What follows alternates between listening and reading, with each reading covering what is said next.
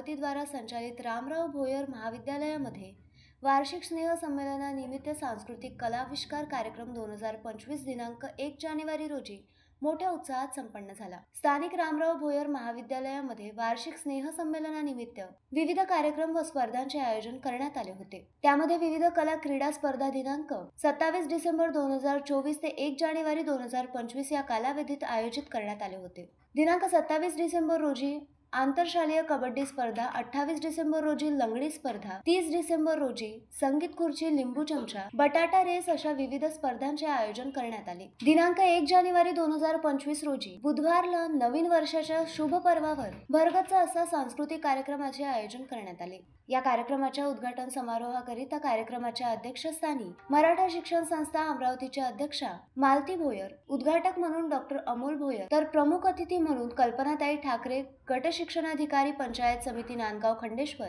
तसेच सोडंके ठाणेदार police station Nandgaon Khandeshwar, Rupali Gaikwad, सदस्य मराठा शिक्षण संस्था अमरावती यांची उपस्थिती होती। या प्रसंगी विद्यालयाच्या बँड पथकाने पथसंचालन करून पाहुण्यांचे स्वागत केले। कार्यक्रमाच्या सुरुवातीस मराठा शिक्षण संस्थेचे संस्थापक अध्यक्ष स्वर्गीय दादासाहेब भोयर, देवी शारदा व सावित्रीबाई फुले यांच्या प्रतिमांचे पूजन करून दीप प्रज्वलन करण्यात आले। त्यानंतर पाहुण्यांचे पुष्पगुच्छ देऊन व शब्दसुमनांनी स्वागत करण्यात आले। या प्रसंगी बक्षीस वितरणाच्या कार्यक्रमांमध्ये विद्यालयातील गुणवंत विद्यार्थ्यांना पाहुण्यांच्या हस्ते गौरविण्यात आले। कार्यक्रमाचे उद्घाटक प्रमुख पाहुणे यांनी विद्यार्थ्यांना मोलाचे मार्गदर्शन केले। कार्यक्रमाचे प्रास्ताविक विद्यालयाचे मुख्याध्यापक घोरपडे सर यांनी केले, तर कार्यक्रमाचे सूत्रसंचालन भुसे मॅडम यांनी केले। आभार प्रदर्शन टिंगणे सर यांनी केले। या प्रसंगी परिसरातील नागरिक व पालक मोठ्या संख्येने उपस्थित होते। कार्यक्रमाच्या यशस्वीतेकरिता सांस्कृतिक विभागाच्या प्रमुख Shrimati Masram madam, Raut sir, Tingane sir, Munde sir, Rathod sir, Raghude madam, Ajmire भाऊ या सर्व शिक्षक व शिक्षकेतर कर्मचारी वर्गांनी मोलाचे सहकार्य केले।